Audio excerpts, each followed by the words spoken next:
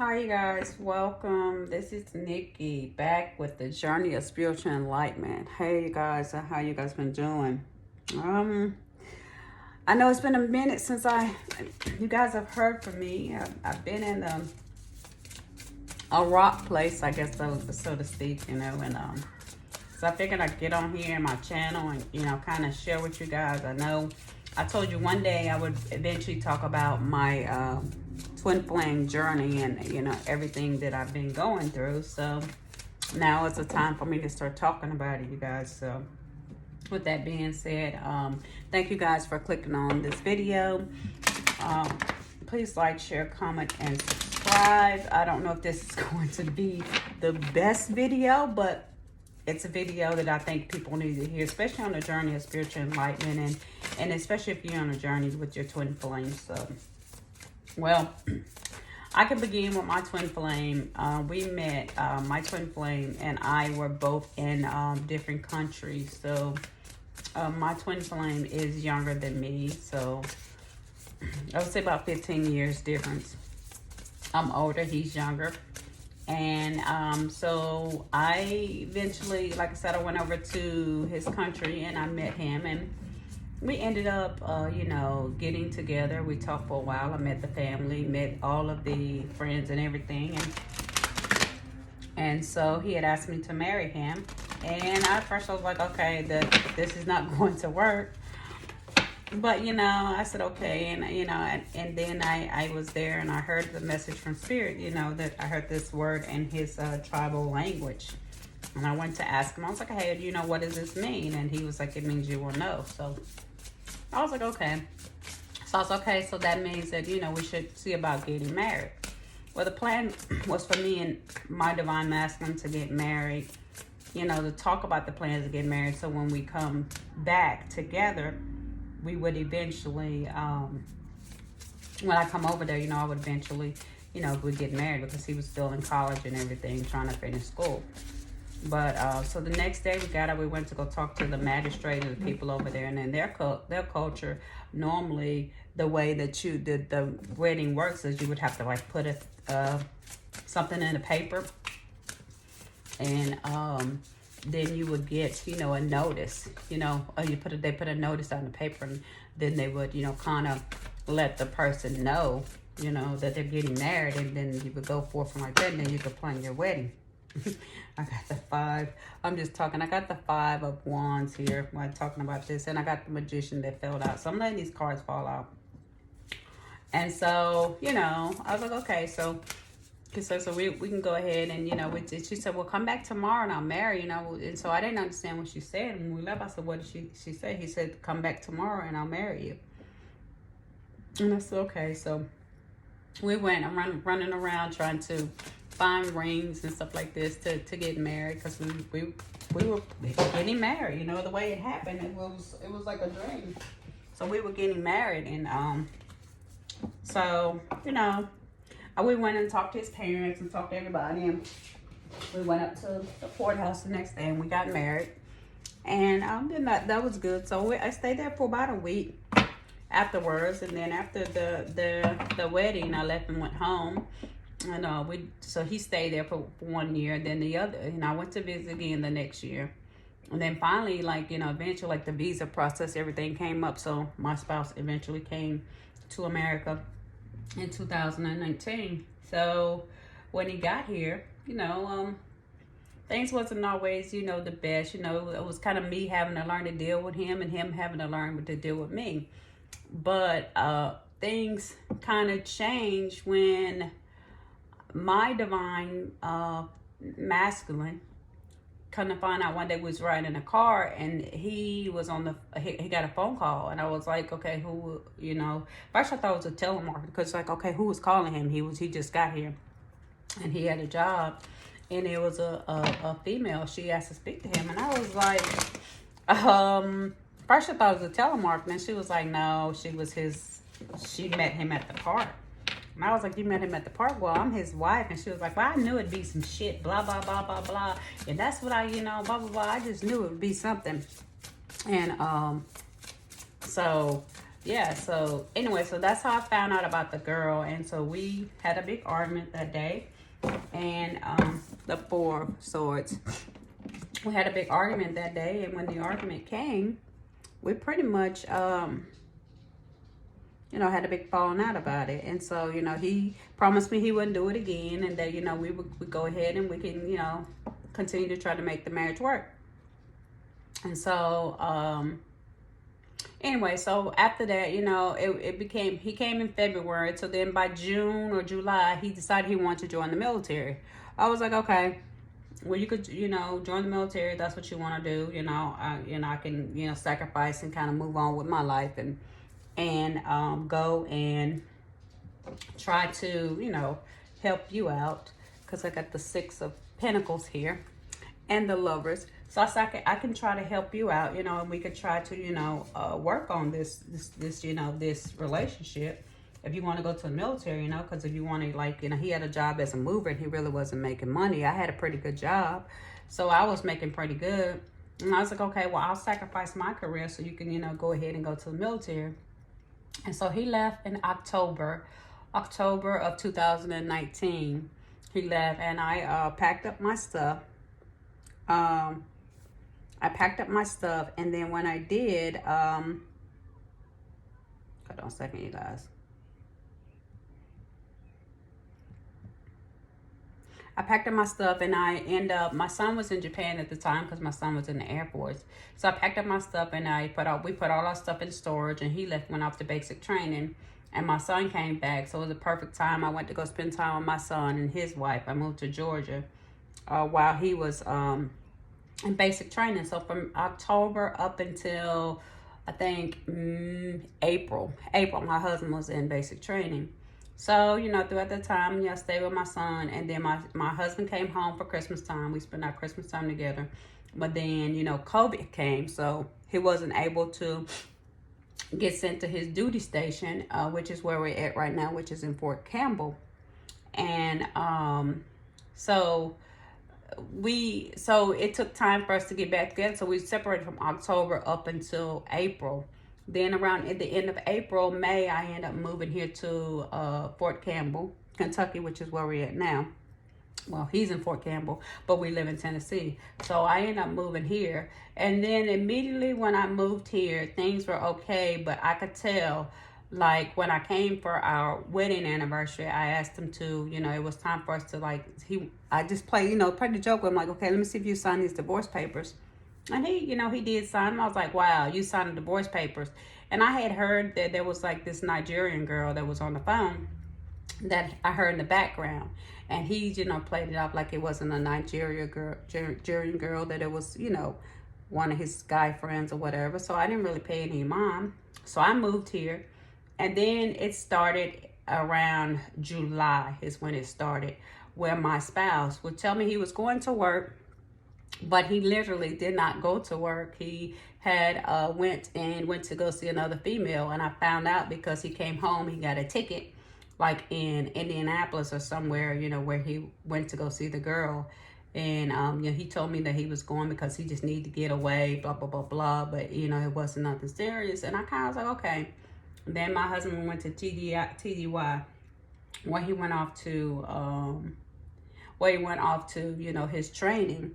And then when he went to training, he came back in October. And October is when shit hit the fan, you guys. It was October 2020. Shit hit the fan, where I started seeing my husband. And he basically was having like 200, 300 miles on his car when he supposedly went to work, and work was only 10 miles away. And work was only 10 miles away, and he ended up, like I said, I found out that he was going to see a girl. So it was like 10 miles, it was like 200 some miles one day, and then then the next day it was another 200 some miles, and the next day I'm like, wait a minute, you're supposed to be at work. I was like, how in the world do you have almost 1,500 miles or on your car, you know, in less than 2 weeks or whatever, when you're supposed to be just going to work? And then so my neighbor, she asked me, she's like, well, do you think that he is pretty much cheating. I was like, no. But while he was over there in his training, he did mention, asking me about some recordings and stuff like that. And I was like, why are you asking about that? He was like, well, I know what I'm doing, because you might be starting something. I was like, no, I'm not going to start nothing with you. And so pretty much, so when he came, so my dad was like, okay, I'm gonna try, and I'm gonna record. And so I pretty much had a recording at home. And what the hell did I do that for? I found out that he was pretty much talking about how he went to go see the girl. He was telling the girl how much he liked her, telling her to turn around, let him see her bum shorts, and telling the girl he liked her so much, and her talking about making plans to go see him. And it was a Nigerian girl, and I was like, okay. And then I confronted him about it, and he lied about it. But yeah, it was like, okay, this can't be too much, because even when he was in AIT, I found out that he was calling a girl, texting a girl, calling a girl in AIT, which he pretty much told me. And I talked to the girl, and she was like, oh, that's just my friend, and there was nothing to it. But she said he was making plans to go see her. So that was back while he was in AIT. So it was a girl in the park, it was AIT, and then he came home, and then he was going to Indianapolis to visit a girl, and then I caught him like on the phone talking to a girl. So this was another girl. This was in the time that he came from 2019 up until now. And so October 2020, he ended up I ended up finding out about the girl, asked about the girl, but he started asking me about naturalization paperwork, because he had been in the military for a year. And he wanted me to do the naturalization paperwork, because we still go through immigration or whatever. And so I was like, are you using me? And he was like, no, he wasn't using me, blah, blah, blah, and I tried to ask if we could go to counseling to make this work, and he went to counseling twice, but he told me he didn't want to go anymore. So just a long story short, then his birthday came in November, and there was another female. It's basically just been conflict after conflict, I'm telling you. There was another female who pretty much, posted on his Instagram page how she loves him, and I questioned her about it. She was like, oh, my relationship has nothing to do with you. And I was like, yes, it has everything else to do with me. She said, I know, but I don't care. So there was some stuff with that conflict, blah, blah, blah, blah. Why I ended up going to jail over some bullshit, basically. But, charges were dropped and everything was expunged. But from this time, I was trying to be the magician and forgive my husband and make things work. And trying to be the peaceful one and make things work. So, we got along, we met, we pulled through that, and we started, pulling together. But little did I know that my husband was planning and scheming, still talking to the girl who told me, the Nigerian girl who he said he was going to end the relationship with. And he didn't end the relationship, still talking to the girl. And then the girl said person that he met with in AIT, he ended up telling me he was going to Walmart. And I ended up texting him and asking him, hey, can you bring something back? And he texted me and told me, hey, I'm not going to Walmart, I'm on my way to said place.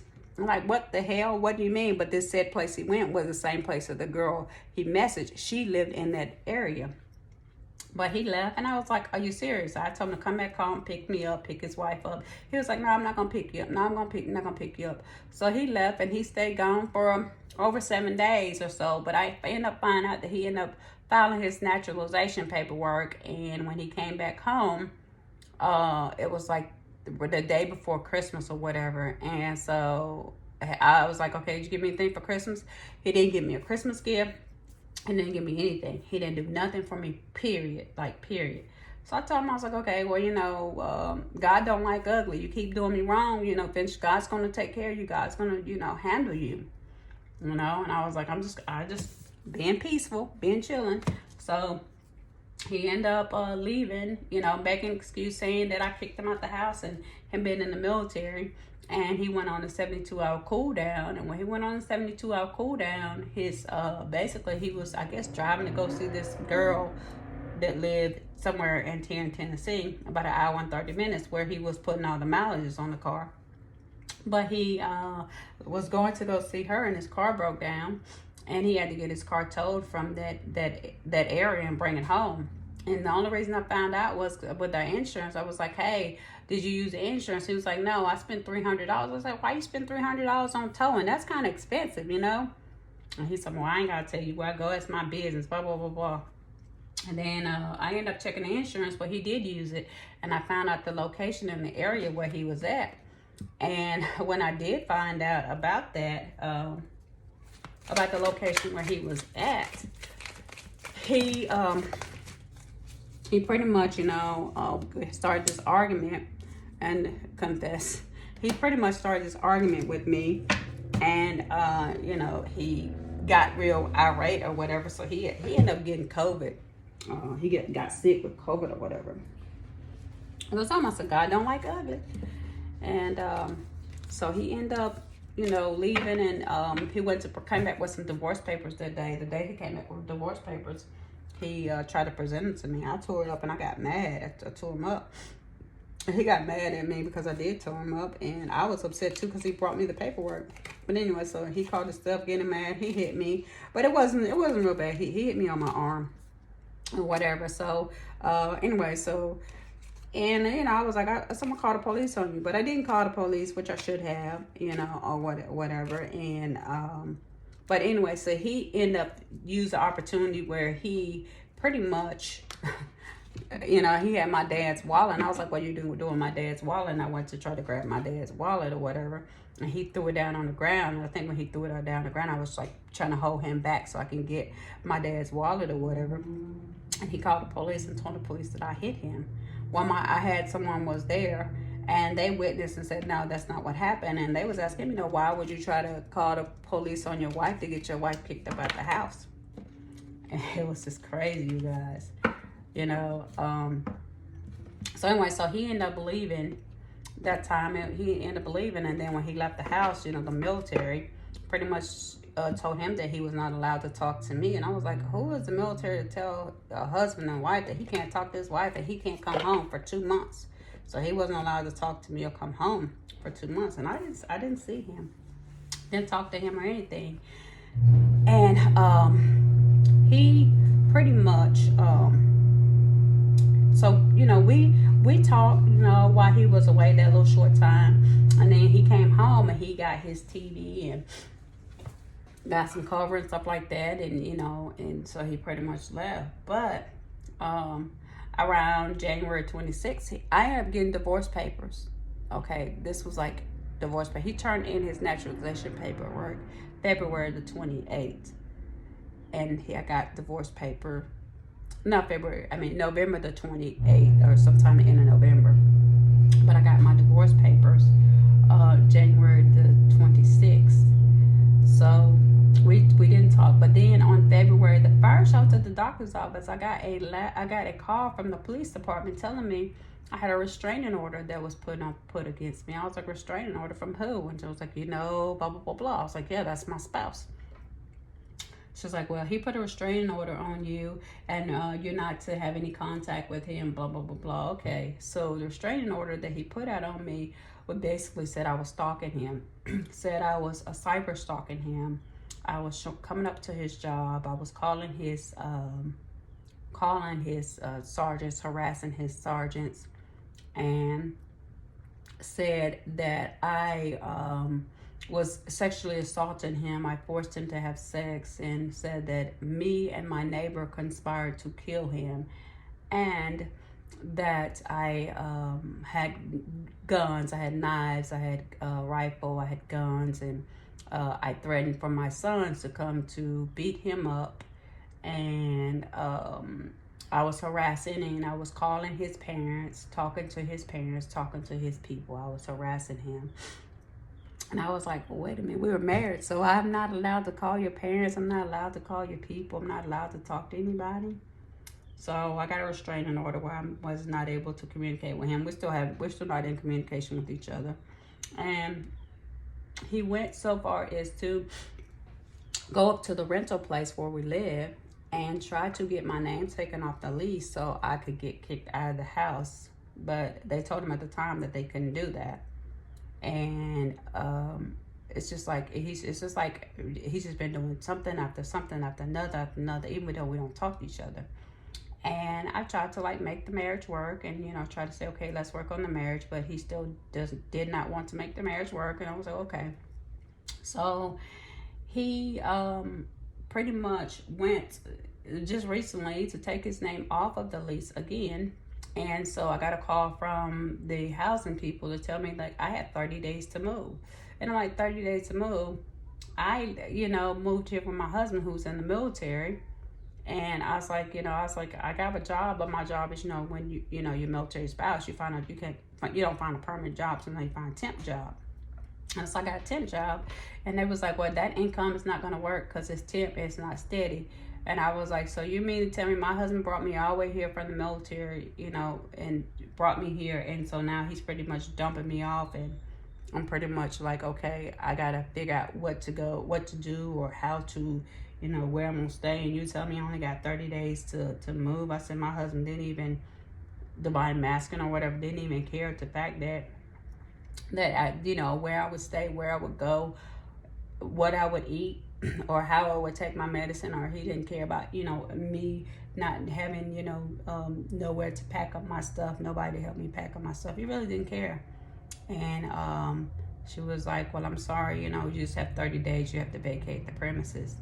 And I'm like, what kind of person is this? This is just totally evil for somebody even to be this way. And, the Lover's card is here, you guys. So we got the Lover's card.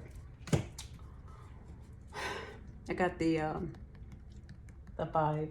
Six of Pentacles, basically being breadcrumb in the situation. I was like, so what kind of person would be this? The Nine of Swords. Here's somebody surrendering. But, him also being a thief. So, I like what kind of spouse would do this or whatever, a spouse, where, you pretty much talking to females and whatever. And it's like kind of like trying to talk to the military, which they're supposed to be all about spouse and all about family. But at the same time, when it comes to the military, they pretty much look after their soldiers. They don't really try to look after you. They pretty much like investigating him for adultery, but pretty much said, oh, we can't find any cause for adultery here. They're like, we could tell, you got to prove that he had intercourse. I'm like, intercourse? I said, this is my husband on recording talking to the girl. You could hear them having a conversation where pretty much the girl said, they were talking, and my husband told the girl, like, turn around, let me see what you're wearing. Oh, my naked eyes. And the military pretty much was like, oh, there's nothing we could do. And then I tell them, like, how my husband's trying to get me kicked out the house, which is not a military standard, military code. And pretty much they don't care that he's being pretty much kicking me out the house, or I don't have anywhere to go. They're just pretty much taking his side. And I'm just like, I don't understand what kind of military code this is. I don't understand, how is it that they could continue to look or protect someone that's actually doing the things that they do. Because to me, it's like, it's not honorable for, for somebody to have to wear, that's the uniform.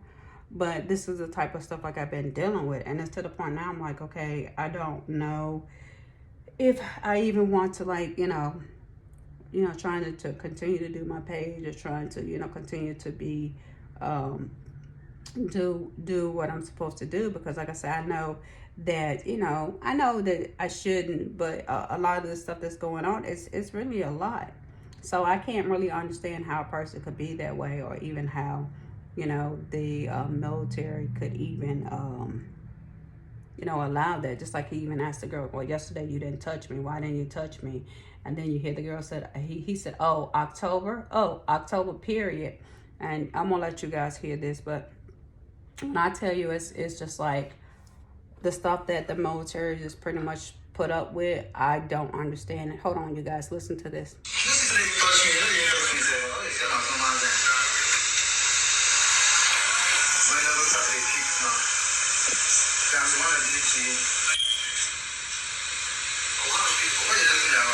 Let's see on key. Jack 1. Hey, begin.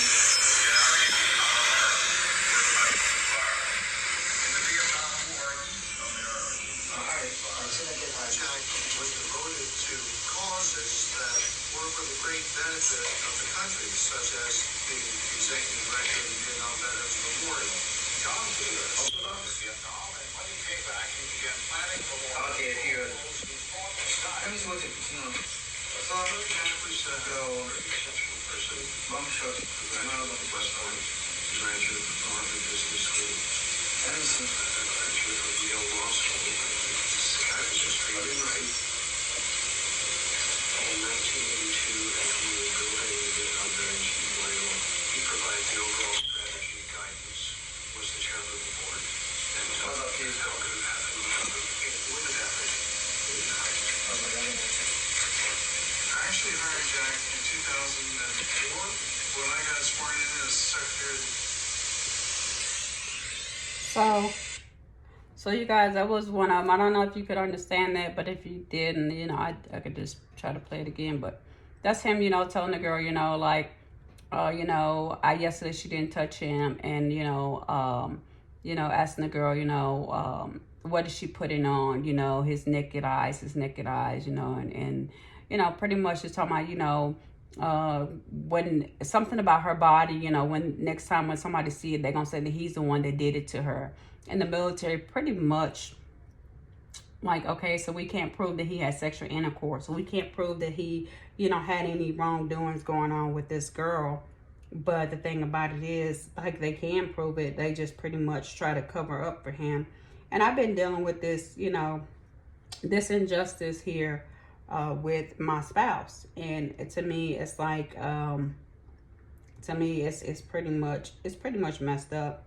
There's one where he talked about how he went to go see her, and you know, he was talking about he drove to go see her. He wish he would have came back early and all that. And I'm like, so the military, this is like, how could you guys not recognize and see that this is what's going on? Like, this is somebody who is basically cheating on their wife, and you say, well, we're all about family and spouse, and we don't condone that. But at the same time, you do condone it because you allow it to happen, you know. So but it's been a really journey with my divine masculine, and I didn't think that, you know, when finding my twin flame, that it would be, I thought that it would be peaches and cream and it would be lovely. But when I tell you guys, it has not been peaches and cream. It's been a disaster. You guys, it's been a disaster. And people don't realize what you go through a twin flame journey. And people, you know, they just hear twin flame and they think that it's just easy, but it's not easy, you guys. It's not easy for at all. Not at all. So I just want to talk to you guys and touch base with you, letting you know about, you know, that was going on. And I'm trying to find one of the other parts, but I can't find this where he talked about, you know, how he talked about he drove to go see her and all that. But it's just like, and you know, and I talked to military, and I told them, I was like, they was like, oh, well, that's pretty much happened. I was like, no, that's not pretty much happened. That's what you guys do, but something could be done about this. But y'all don't. You sit there and you allow these soldiers and you allow these people to do this, and you know, and you let them get away with it. But to me, it's an injustice, you know, that you allow this to happen, you know. So, but yeah. So this is me. I was on the phone him asking him where did he go, and he was like, I didn't go anywhere. Hold on. I could get this to play.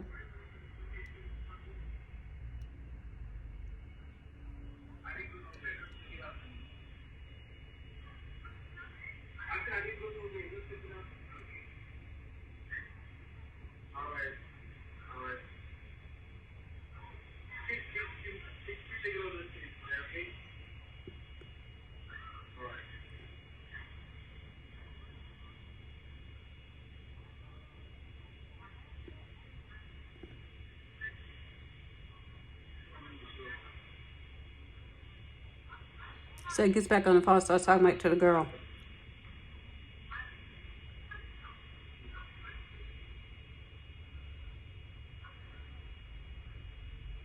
That's really low.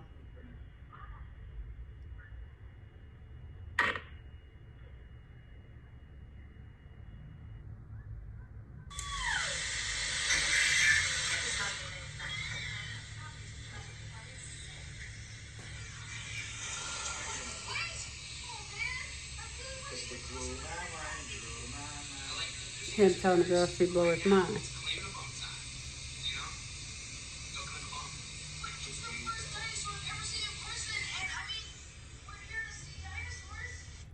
But when I tell you guys, you know, that's it's so much to like I said, to the journey. And you guys really, you know, I know, you know, you guys don't know what you go through. You know, nobody can understand, but I understand what you go through in the journey, and it's not easy. And then sometimes for people to do the stuff that they do and you still love them, in spite of all the bullshit, it makes it even harder, you know. So twin flame is not easy. It's like love, but it can give you these nightmares. It can keep you up at night, you know. It can keep you up. It can keep you in this, you know, where if you feel like somebody's stealing from you, somebody's taking from you, and they're not, you know, you're giving more than, you know, they're breadcrumbing you, and almost like you're being crippled and, you know, being disabled, so to speak. So, you guys, yeah, it's just like somebody in this Eight of Swords energy, like they're just trapped in your head. And it leaves you with these regrets where you're crying over spilled milk, but there's other people and other things that are there, but you cannot get to these things because of all of these stuff that's being, you know, that's being presented to you from the bullshit. So you guys, that is what my story with my twin flame journey, my divine masculine. So you guys still on this journey, you guys, but hey, please share your stories about your twin flames and what you've been through. I would love to hear them. But anyway, this is Nikki with the Journey of Spiritual Enlightenment. Please like, share, comment, and subscribe. And I'll talk to you guys later. Bye-bye.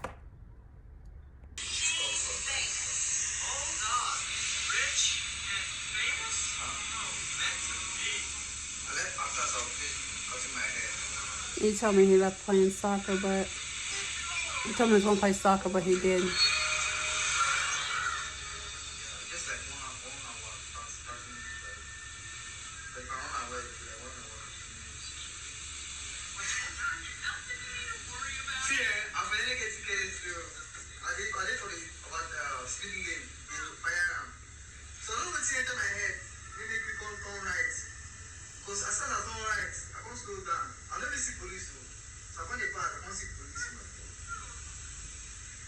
Jesus Christ. I will start to slow down because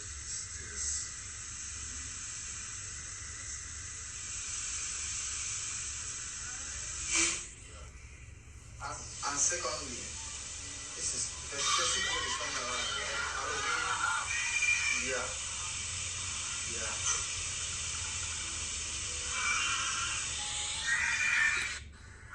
So you guys see.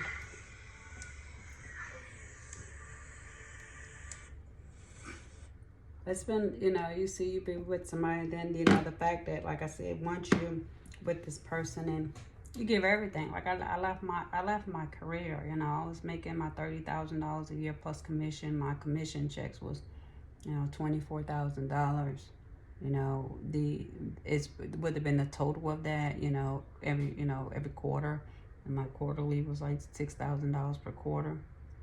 And someone to come in to sell your lies, to sell your dreams, and to do this, and then to basically rip your life apart. And now I'm to the point now where I'm starting my life over, you know. I'm like, okay, I'm here, but where do I move to? Where do I go? You know, and how do I start my life over? Because this person came in and just basically, I listened to this person because this was my twin flame, my divine masculine, somebody I love so much. And now I'm to the point where I am trying to start my life over.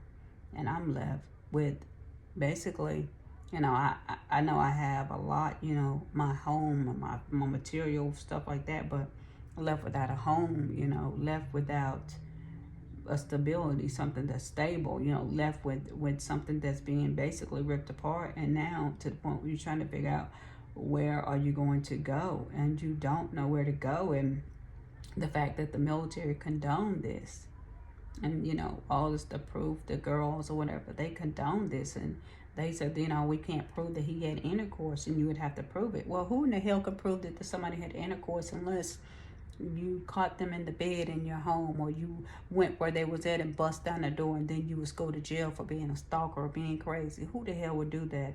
And then the fact that someone you love are supposed to care so much about, that you sacrifice to bring here, would even go so far to lie on you with all the fake charges, you know, that are against you, saying you did this and you did that, really strong allegations of, you know, sexual assault, really strong allegations of, you know, of that I, you know, tried to conspiracy to commit murder. Like, who would do that? You know, why would a person be so low down and evil to do that? All to the point because you got caught and you're trying to fight to keep your citizenship, to keep yourself here, or to keep your good name, and not to say, hey, you know what, I messed up, I fucked up, I did wrong, let's make this right. Because I was to the point, you know, like, hey, you know, we can make this right. Let's go to counseling, let's get some help, you know, because like I said, you're younger than me and I'm older, so I've been there and I've done that. So maybe you were just trying to soar your wild oats or whatever. But then, you know, the fact that you go out and you continue and you do stuff over and over again, and you don't care about my feelings, you don't care about nothing about me, and you pretty much go and you just basically, like, you shit on me, you know, and it's just wrong. So you guys, you know, and I know a lot of you guys probably had worse stories, have been through worse with your twin flame. And like I said, it's just sometimes the twin flame is like it's a lower vibrational evil person, part of you. There's some twin flames, you know, when you do get together and you guys get on the same vibration, it could be very beautiful and lovely. But I'm telling you, they don't all start off that way. They start off like hell, and people don't realize that they start off like that, you know. For very few find the way they start out good, but a lot of them, they start off like hell, you know. And some of them get it together and they enjoy, but some of them don't, you know. And to the point now, like, okay, well, my twin flame, do I still love my twin flame? Yes. You know, would I take my twin flame back? Yes, but I would take him back with counseling, with help, you know. I wouldn't just take him back, you know, if he came back the way he was, I couldn't take him back. You know, God would have to do a transformation in him. It would have to literally be a change, you know. Nobody wants toxic devil energy here. And I guess when we met, you know, I was in a relationship coming out, and he was in a relationship where the person had hurt him really bad, and the person I was with that hurt me really bad. And I think that we didn't take the time to heal. And we both brought that toxicity, that toxic energy into the relationship, which, you know what I'm saying, like, for the most part, was a relationship good? Yes, it was great. But it came to the point where the cheating and the lies were too much. And it caused problems. It caused disconnect. It caused a discord. And I'm not going to lie, you know, before I found out about these other women or whatever, was I happy in a relationship? I was truly happy. I was the happiest that I ever been. I was so at peace. I was so at home, you know, in the relationship. But, you know, when I found out, sometimes I asked myself, was it better that I didn't know? Because what I did find out, it really caused me a lot of pain. I mean, it caused me days where I did not want to get up out the bed. I didn't want to eat. You know, I'm still to the point where some days I don't get out the bed. Some days I don't want to eat. You know, I break down and I cry. I could just be walking around somewhere and cry, driving and I cry, look at me and I cry, you know, let's say boo and I cry. And it's like, does a person care? Probably not, you know. Do I hear from them? Do they call me? No. Do they check to make sure if I got food, water, or breathing? No, they don't care. You know, had surgery. Did they contact me? No, they did not. And it's like they did everything to show me that they didn't care. But they go and they spend their time with a karmic who they think is the world.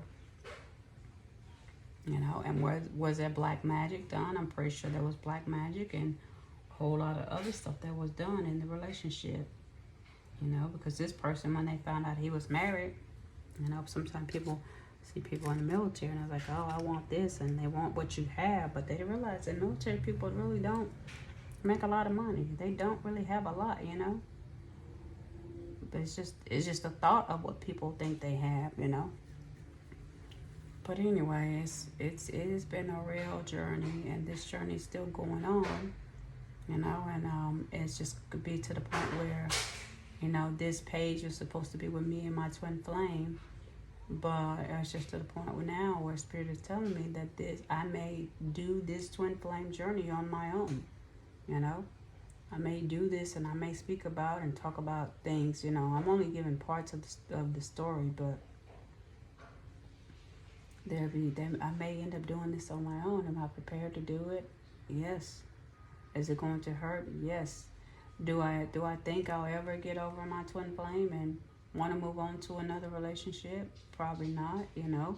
I don't think I could give my all to someone or feel the way I felt, because it's like once you get with your twin flame, it's a feeling that you can't get anywhere else. Like you just can't be satisfied anywhere else. But you basically you settle. It's what, you know, you settle. But do you want to settle once you've had something that lights your world on fire? Do you want to settle? No, you don't want to settle, because it's not the same. It's like a watered down version, you know. But there are others that will treat you better. And there are other relationships where you may be, you know, they may treat you better, but at the same time, you may not be feeling it because you know that they're not your true twin flame. And you would always live with that thought in your mind to know that they're not your true twin flame. They're not the true person that was created for you.